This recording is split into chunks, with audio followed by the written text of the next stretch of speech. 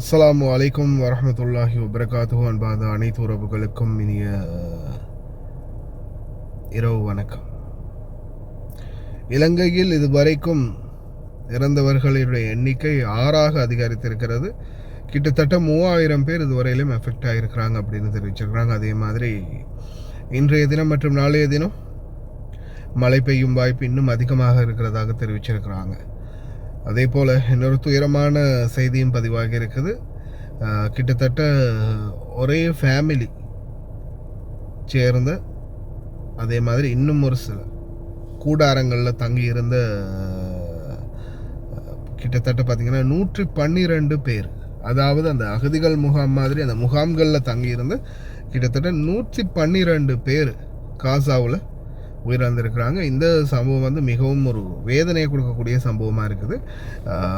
அதுவும் இஸ்ரேல் வந்து இந்த அமைதி பேச்சுவார்த்தை நடத்திக்கிட்டு இருக்கிற இந்த நேரத்தில் வேணுமென்ற மாதிரியே இந்த மாதிரியான அவங்களுடைய அந்த செயல்பாடை செய்கிறாங்க அப்படின்னும் போது இது வேணுமென்னே அவங்க வந்து ஒரு ஒரு குழப்பத்தை உண்டு பண்ணணும் அப்படின்னே செய்கிற மாதிரி இருக்குது.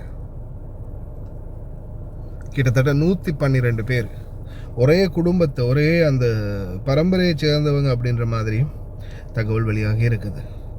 அதே போல் பார்த்திங்கன்னா குவைத்துடைய வானிலையும் ருத்தூபா காலநிலை அதிகரிச்சிருக்குது. அதே மாதிரி இன்னும் சில நாட்களில் மறுபடியும் ருத்தூபாவுடைய தன்மை வந்து இன்னும் அதிகரிக்கும் அப்படின்னு தெரிவிச்சிருக்கிறாங்க. இப்போவே ருத்தூபா பார்த்திங்கன்னா லைட்டாக இருக்குது. நான் சாதாரணமாக நான் நினைக்கிறேன், வீட்டில் இருந்து நடந்து வண்டிக்கு வார அந்த கேப்லேயே லைட்டாக ஒரு அந்த அந்த வெதுவெதுப்பு தன்மை தெரிஞ்சது. வெளியில் நடமாடுறவங்க ரொம்ப கவனம்.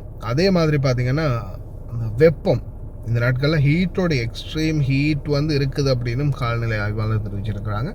அந்த வெப்பத்தோடு சேர்ந்து ருத்தூபா வரும்போது தான் ரொம்ப ஒரு அது உயர் புழுக்கமாக இருக்கும். அதே மாதிரி சுவாசிக்கிறது ரொம்ப கஷ்டமாக இருக்கும். ஏன்னா வெளியில் காற்றே இருக்காது. இந்த ருத்தூபா வர டைமில் நீங்கள் நல்லா நோட்டீஸ் பண்ணி பாருங்கள், மரங்களுடைய இலைகள் கூட ஒரு சின்ன ஒரு ஆட்டம் கூட இருக்காது.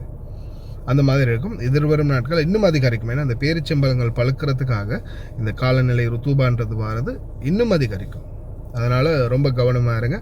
அதே மாதிரி இலங்கையினுடைய நிலைமை தான் வர வர இன்னும் கடுமழை கனமழை பெய்யுது அப்படின்னு தெரிவிக்கிறாங்க. இன்னும் மோசமாக மாறிக்கிட்டு வருது. எல்லாம் வளரைவன் அனைவரையும் பாதுகாக்கட்டும். முடிந்த வரைக்கும் பிரார்த்தனை பண்ணுங்கள்.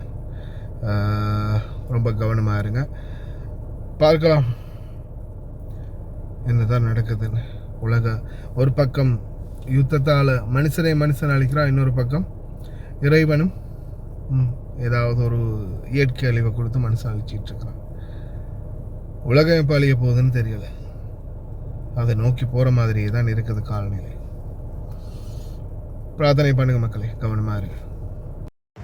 مساكم الله بالخير. و11/8 بإذن الله تعالى راح تنكسر جمرة القيض مع طلوع نجم الجليبين، وهو النجم قبل الأخير من نجوم الصيف، وتبدأ الحرارة تنخفض تدريجيا حتى نصل إلى نجم سهيل بعد 13 يوم في 24/8، وبعدها إن شاء الله راح تكون الأجواء معتدلة بالليل وفيها نسبة برودة آخر الليل في المناطق الصحراوية، لكن الحرارة بالنهار مستمرة ويانا حتى طلوع نجم الصرفة في 13 بإذن الله تعالى.